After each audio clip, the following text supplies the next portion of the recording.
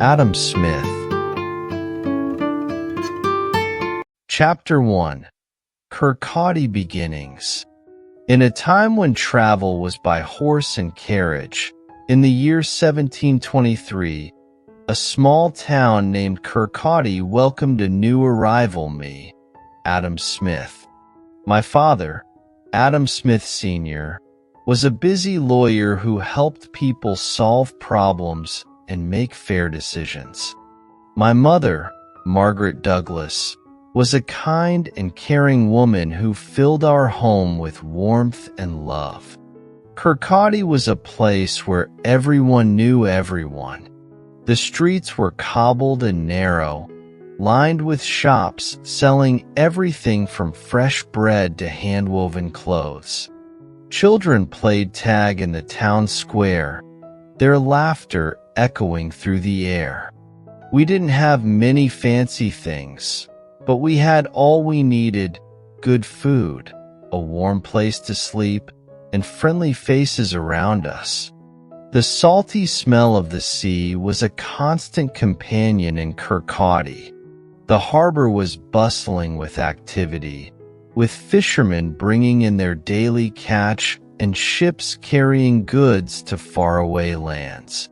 I used to spend hours watching the boats bob up and down on the waves, dreaming of adventures on the open sea. One of my favorite places in Kirkcaldy was the market. Every week, farmers from nearby villages would bring their fresh produce: plump apples, juicy berries, and colorful vegetables. The market was filled with sights, sounds, and smells. People bartered and joked, and the air buzzed with energy. It was a great place to learn about different foods and how people worked together to get things they needed. Even as a young boy, I was curious about the world around me. I loved to ask questions. Why is the sky blue? Where does the wind come from? My parents patiently answered my questions and encouraged me to explore my surroundings. They taught me the importance of hard work, honesty, and treating others with kindness. One of my most cherished memories is spending time with my grandfather, a wise old man with a twinkle in his eye.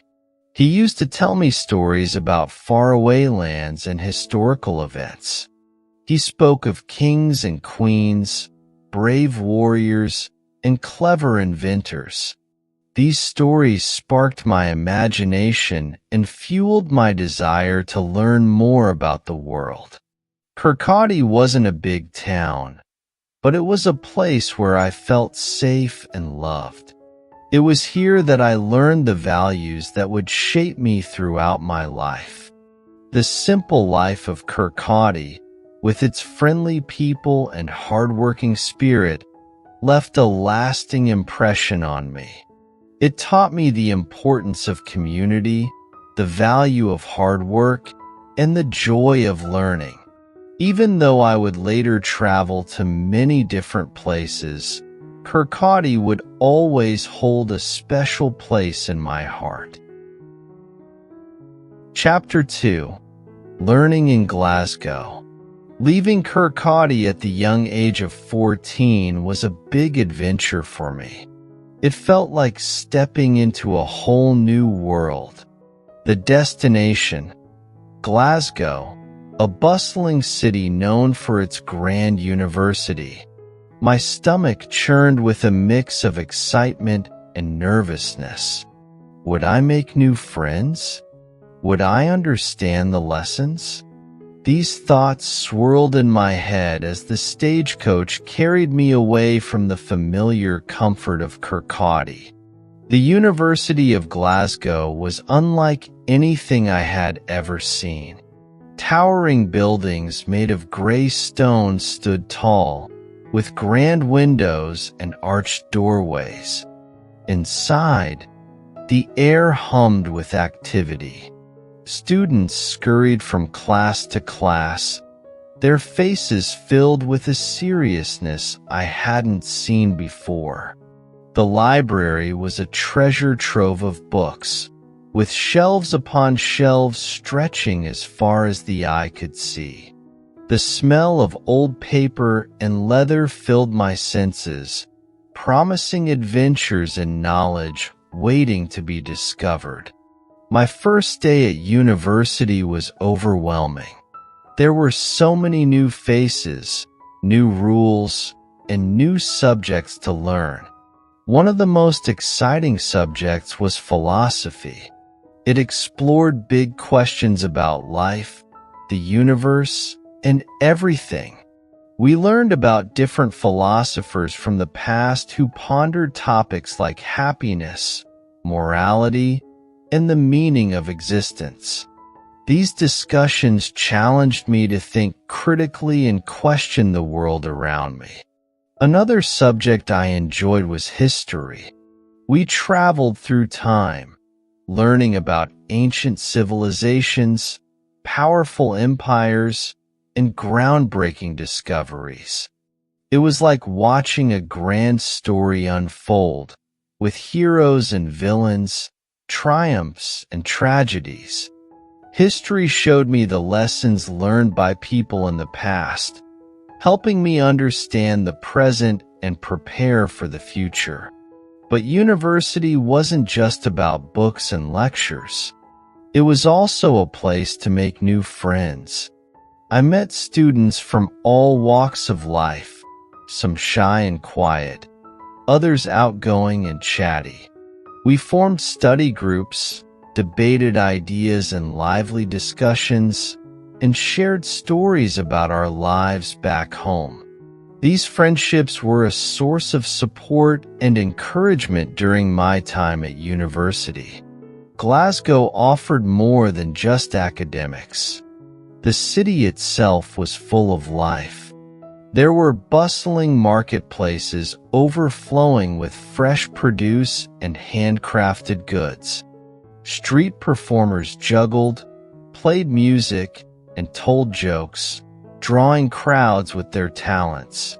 On weekends, I would explore the city with my friends, marveling at its grand architecture and vibrant energy. However, university life wasn't always easy. Studying took a lot of hard work and dedication. Late nights spent poring over books and scribbling notes were a regular occurrence. There were times when I felt overwhelmed and discouraged. But during these moments, I would remember the reason I came to Glasgow, to learn and grow. My friends, professors, and the love of learning itself kept me motivated.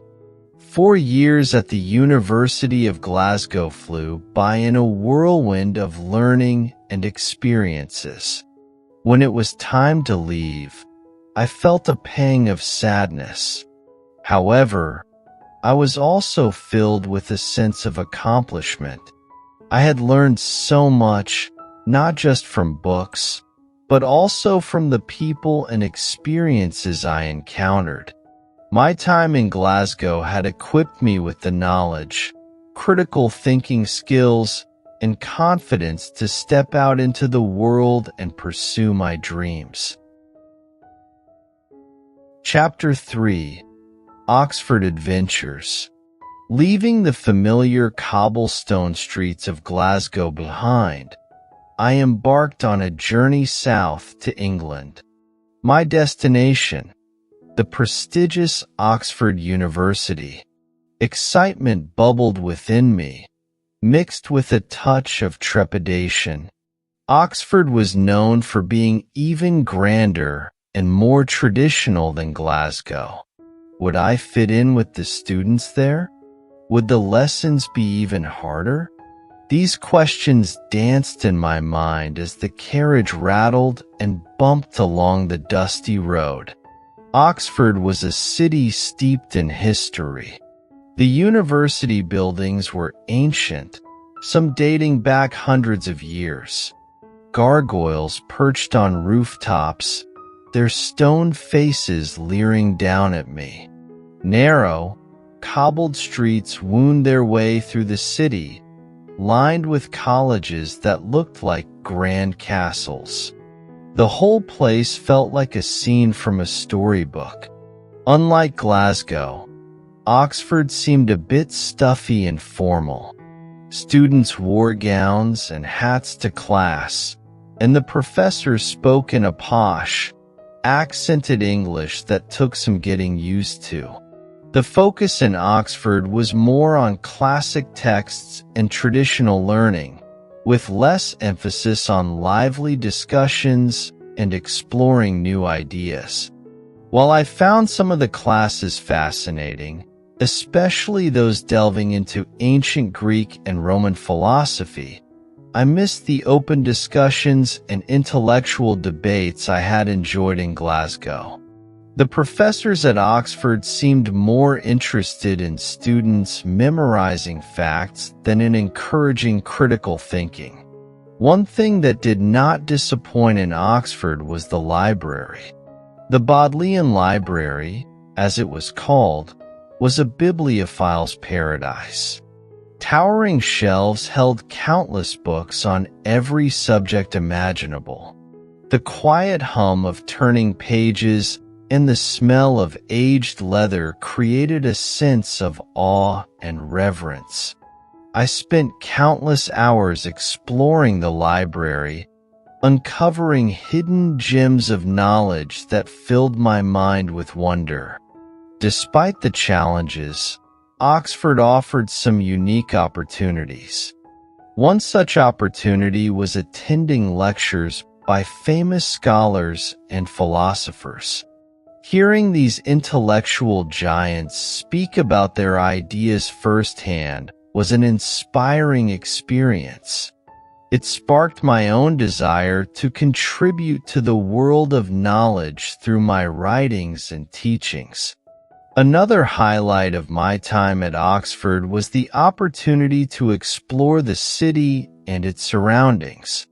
On weekends, I would wander the narrow streets, marveling at the beautiful architecture. I visited historical landmarks like the Christ Church Cathedral, its soaring spires reaching towards the sky.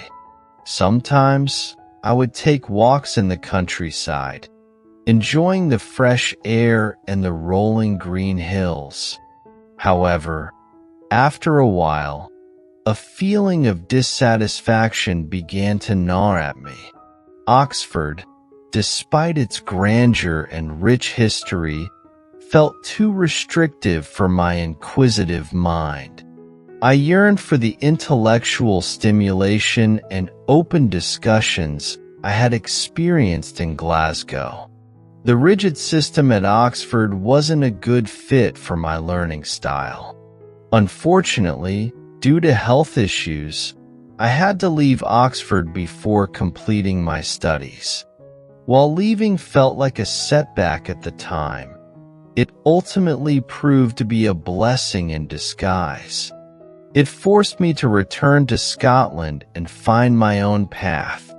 Little did I know, my greatest intellectual adventures were yet to come. Chapter 4. Back to Kirkcaldy. Returning to Kirkcaldy wasn't exactly how I envisioned my life after Oxford. Leaving a prestigious university without a degree felt like a failure.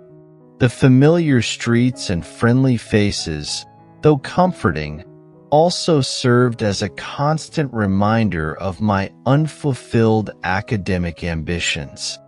Living with my mother again, I felt a pang of guilt for being a burden.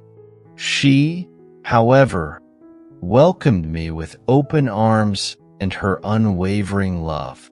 The house, though smaller than the grand colleges of Oxford, felt warm and inviting. The smell of her freshly baked bread filled the air, a familiar comfort from my childhood. Days in Kirkcaldy were filled with a quiet routine. I helped my mother with chores around the house, tending to the small garden and running errands. While some might find this mundane, I used this time for reflection. I pondered the vast knowledge I had gained at Glasgow and Oxford, the different ideas and philosophies I had encountered. One of the things that occupied my mind most was the concept of economics. In simple terms, economics is about how people make, sell, and buy things. It explores how resources are allocated, how wealth is created, and how trade benefits everyone. This subject had fascinated me during my studies, especially the ideas of free markets and individual liberty. I began to see the economic principles at play even in my small town. The farmers at the market bartering their goods, the shopkeepers setting prices for their wares, the fishermen working hard to earn a living. All these were examples of economic activity. Kirkcaldy, despite its simplicity, offered a unique lens to observe economic realities. People here relied on each other, bartering and trading goods to meet their needs. There were skilled craftsmen who made beautiful furniture, hardworking farmers who toiled in the fields, and shopkeepers who provided essential goods for the community. However, I also saw limitations. Government regulations sometimes made it difficult for businesses to thrive. Taxes felt like a burden for many, and some people struggled to make ends meet. These observations sparked my curiosity to understand the factors that influenced a town's economic well-being. While I couldn't find a teaching job right away, I wasn't one to sit idle. I spent hours in the local library, devouring books on economics, history, and philosophy. I borrowed notebooks and pens from my mother and started writing down my thoughts and observations.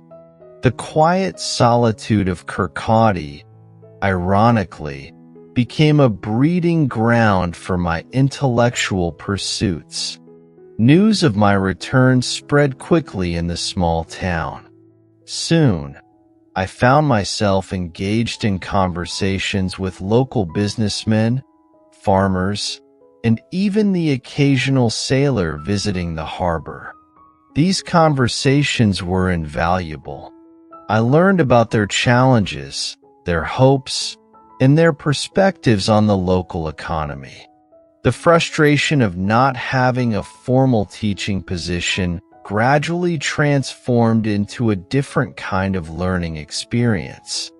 Kirkcaldy, with its everyday life and hard-working people, became my unofficial classroom. I was learning about economics not just from books, but from real-life experiences. This period of reflection and exploration in Kirkcaldy proved to be a turning point in my life.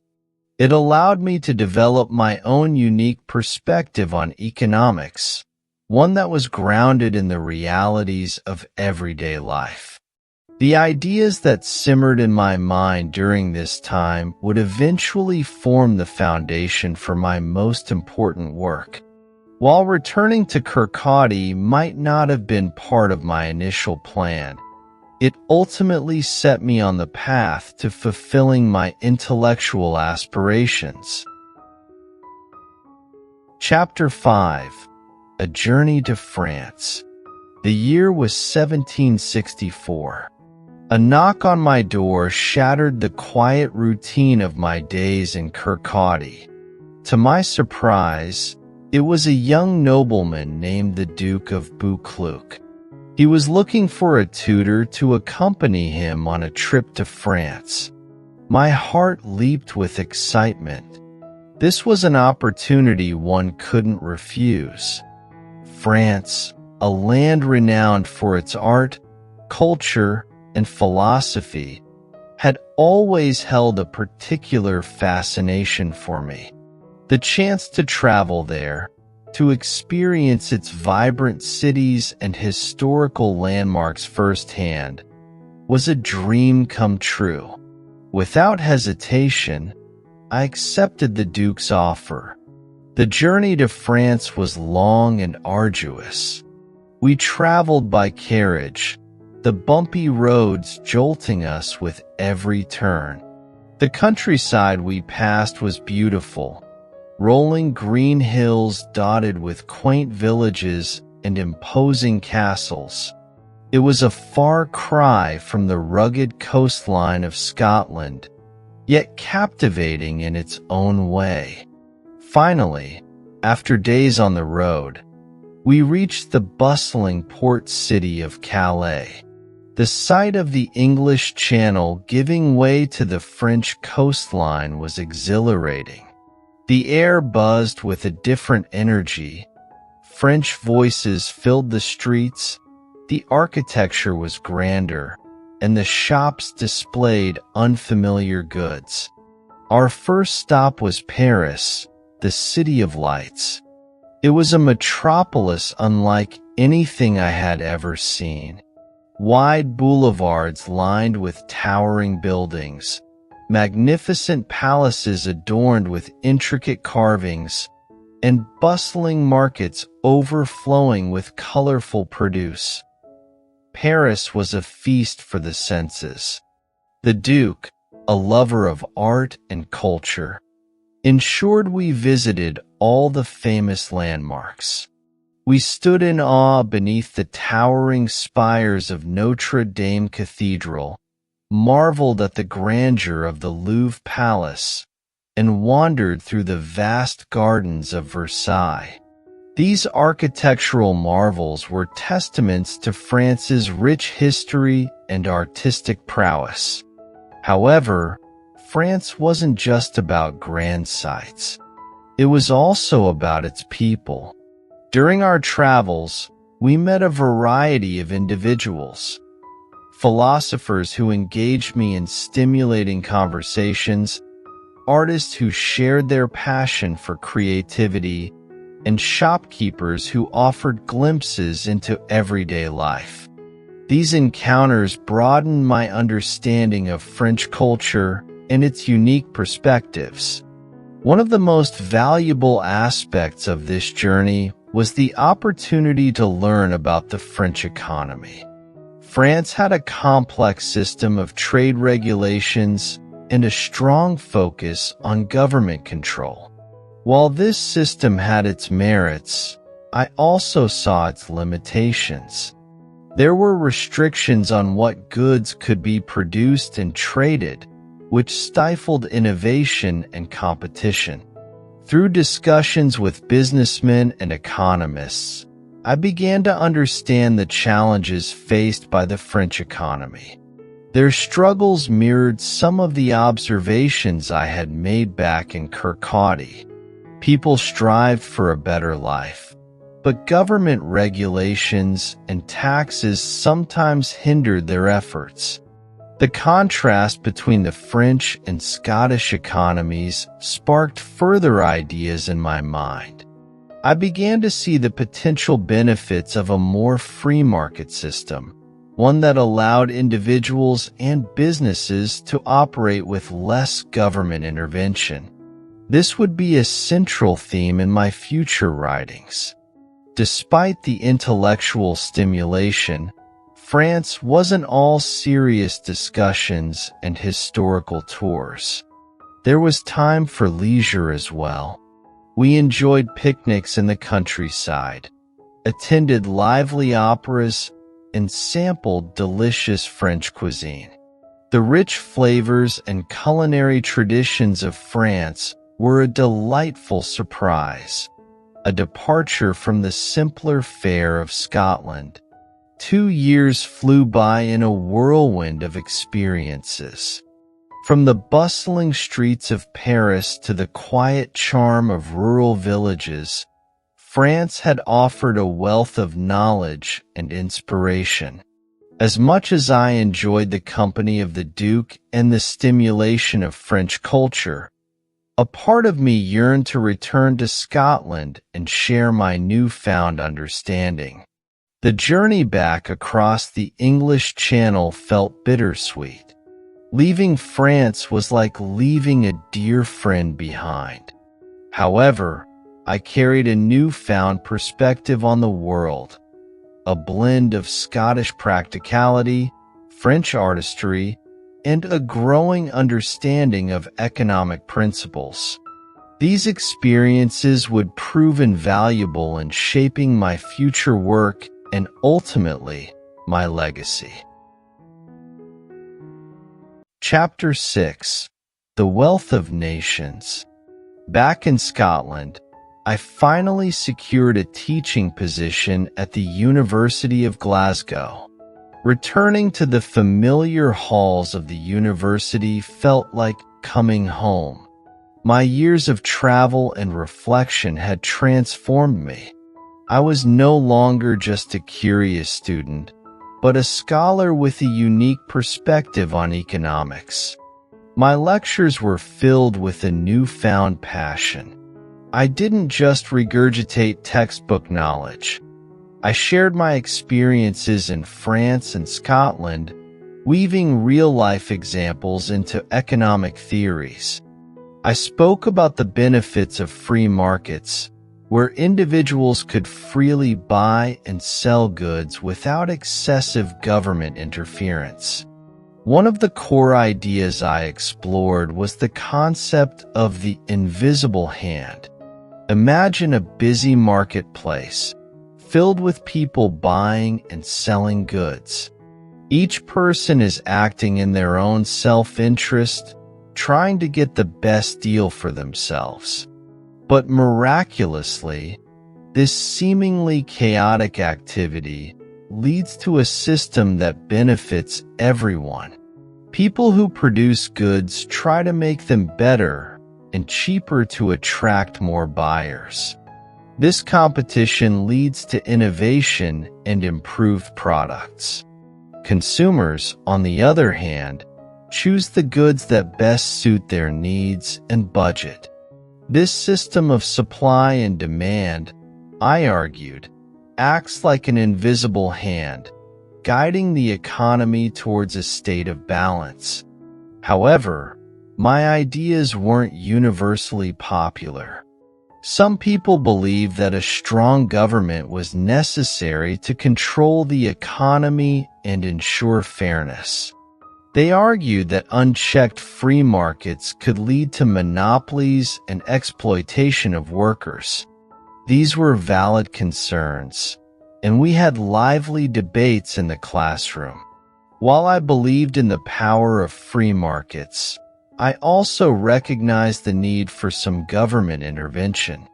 The government, I argued, should focus on providing essential public services like roads, education, and national defense. It should also ensure fair competition and prevent monopolies from forming. My lectures at Glasgow attracted a lot of attention.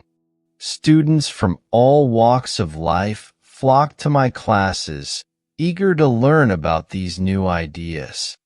I also started writing down my thoughts in a book, which I titled An Inquiry into the Nature and Causes of the Wealth of Nations. This book would become my life's work, the culmination of all my years of learning and reflection. Writing the book was a long and arduous process. It took me years to refine my arguments and present them in a clear and concise way. I wanted the book to be accessible not just to scholars, but to anyone interested in understanding how economies work. Finally, in 1776, The Wealth of Nations was published. It was a groundbreaking work that challenged the prevailing economic theories of the time. The book argued that a nation's wealth wasn't based on accumulating gold and silver, but on the productive capacity of its people. It emphasized the importance of free markets, innovation, and individual liberty as drivers of economic growth. The Wealth of Nations wasn't an instant success. It took time for people to understand and accept its radical ideas. However, the book gradually gained recognition and influence. Economists, politicians, and policymakers around the world began to take notice. My ideas helped shape economic policies that promoted trade, competition, and economic growth.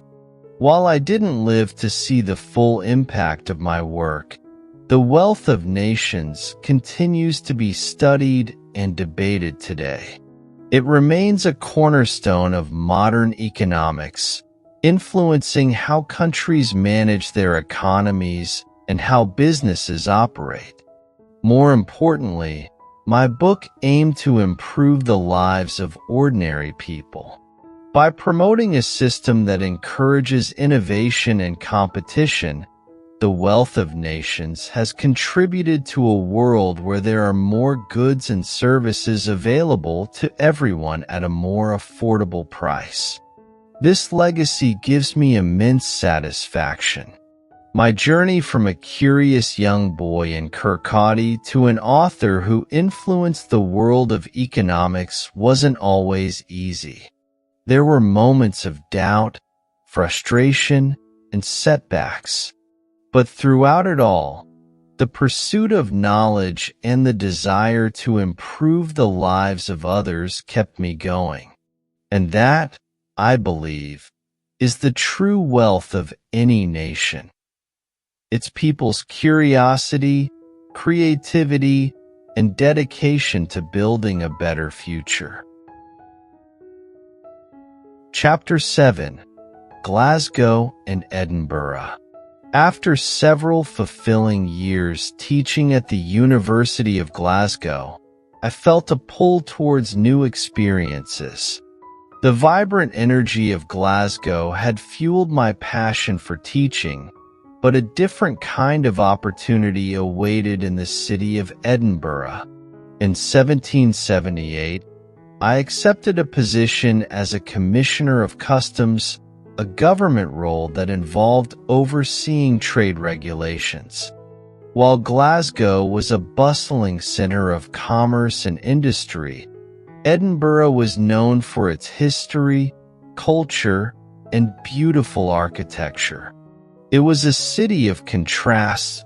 The ancient, cobbled streets of the old town sat nestled against the elegant squares and neoclassical buildings of the new town. Edinburgh offered a different kind of intellectual stimulation. My role as a commissioner wasn't particularly demanding, allowing me ample time to pursue my writing and research.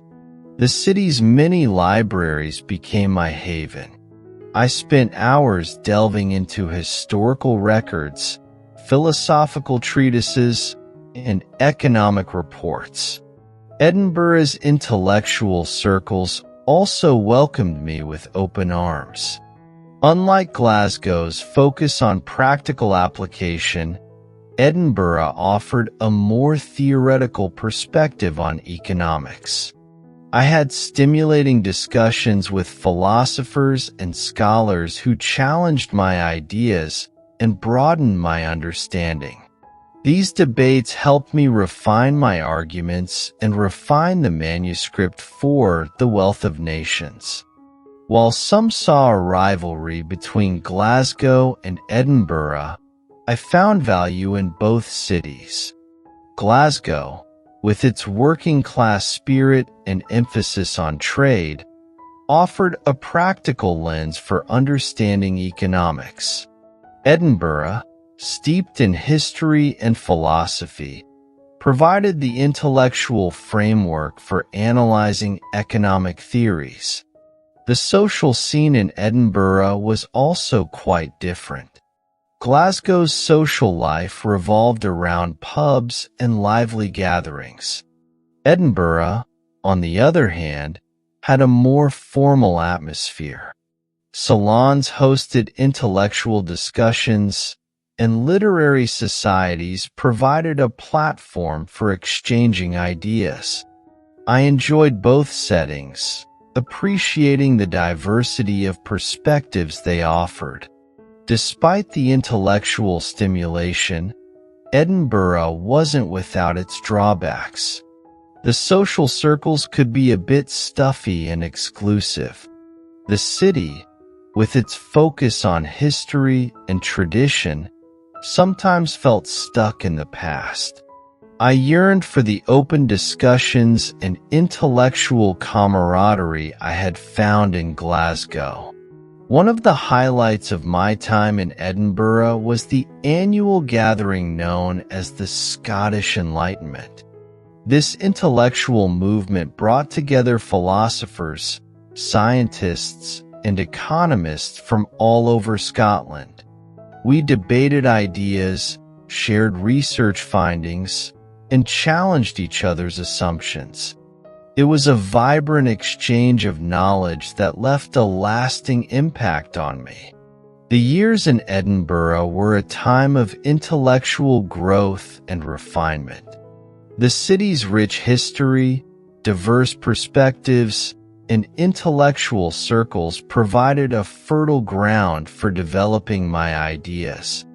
While Glasgow had ignited my passion for economics, Edinburgh helped me shape my thoughts into a coherent theory. However, after a decade in Edinburgh, I started to feel a sense of restlessness.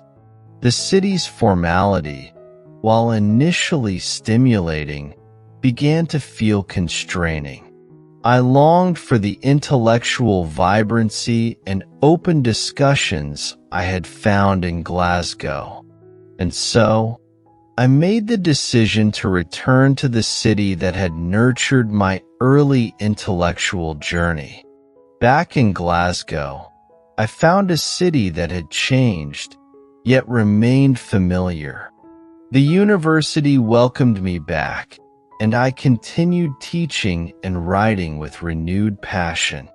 The city's energy and enthusiasm fueled my creativity, and I spent my remaining years surrounded by like-minded individuals who shared my curiosity about the world.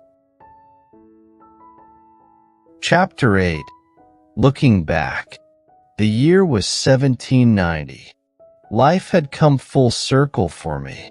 Back in Kirkcaldy, surrounded by loved ones, I reflected on my journey. It had been a life filled with learning, exploration, and the pursuit of knowledge. From the humble beginnings in a small Scottish town to the bustling cities of Glasgow and Edinburgh, each experience had shaped me in unique ways. While some might remember me for the wealth of nations, my legacy, I hoped, was more than just a book. It was about the ideas it sparked, the discussions it ignited, and the potential it held to improve the lives of ordinary people. The book argued that a nation's true wealth wasn't measured by gold and silver, but by the creativity, hard work, and ingenuity of its people.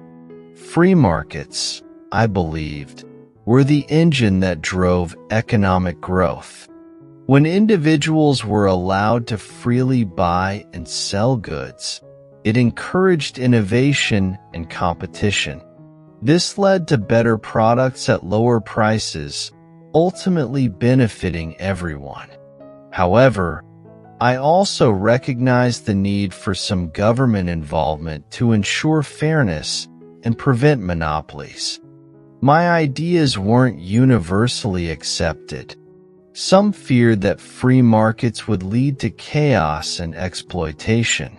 Others argued that strong government control was necessary to ensure a stable economy. These were valid concerns, and I believed in open and honest debate about the best way to manage a nation's economy. Despite the challenges, my ideas gained traction over time. Policymakers around the world began to see the benefits of free markets and open trade. This led to a period of economic growth and prosperity. While there were still bumps along the road, economies became more efficient, offering more goods and services to people across the globe. Looking back, I realized that my greatest teachers weren't just the professors at universities or the scholars I met in Edinburgh salons. My learning journey began in Kirkcaldy, observing the farmers bartering their goods and the shopkeepers running their businesses. Every encounter, every conversation, every experience added a piece to the puzzle of how economies functioned. My life wasn't always easy. There were moments of doubt, frustration, and setbacks. But the pursuit of knowledge and the desire to contribute to a better future kept me going. The joy of learning, the thrill of discovery, and the satisfaction of sharing my ideas with others. These were the true rewards of my life's journey. As I closed my eyes for the final time, a sense of peace washed over me. I may have left this world, but my ideas lived on. The wealth of nations continued to be studied, debated, and adapted to meet the changing needs of the world. This, I believed, was the true legacy of a life well lived, to spark conversations, challenge assumptions, and inspire others to think critically about the world around them.